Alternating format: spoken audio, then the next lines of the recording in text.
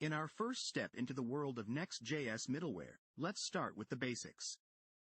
Middleware functions act as gatekeepers for incoming requests, allowing you to modify, intercept, or respond to them before they reach your actual pages or API routes. Here, we're setting up a simple middleware that logs the URL of each request. Notice how we export a function named middleware which receives the request object. This simplicity is the beauty of NextJS middleware, offering powerful capabilities with minimal code. NextJS 14 takes middleware to the next level with advanced path matching.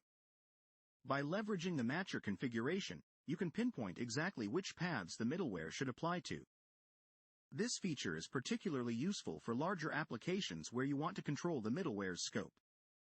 In this snippet, our middleware is configured to run only for requests matching the About and Dashboard paths. It's an elegant solution to ensure that middleware logic is applied precisely where needed.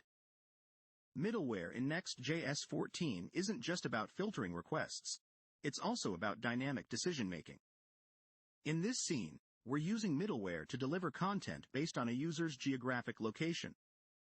By accessing the geo key of the Next Request API, we can redirect users to region-specific content. This approach is incredibly useful for tailoring user experiences and managing content delivery efficiently. A/B testing is an essential tool for optimizing user experiences, and with NextJS middleware, it's more straightforward than ever. Here, we're using cookies to determine which version of a page a user should see. Our middleware checks the user's assigned variant and rewrites the request URL accordingly. This method allows for seamless experimentation without cluttering the client-side code. API rate limiting is crucial for protecting your services from abuse and overuse. NextJS middleware offers a stateless solution for this. Although stateless, we can integrate external services for state persistence. In this example, we're conceptually showcasing how to implement rate limiting. The middleware checks if the user has exceeded the rate limit and blocks or allows the request accordingly. It's a perfect blend of simplicity and functionality. Security is paramount in web development, and middleware in NextJS 14 plays a key role. Here, we're using middleware for authentication, verifying JSON web tokens to secure routes. Middleware runs server-side, offering a robust layer of security before a request even reaches your pages. This approach keeps your application secure while maintaining a smooth user experience. Performance optimization is another area where middleware shines. In this snippet, we're implementing a caching strategy using middleware. By setting the cache control header, we can dictate how and when responses are cached.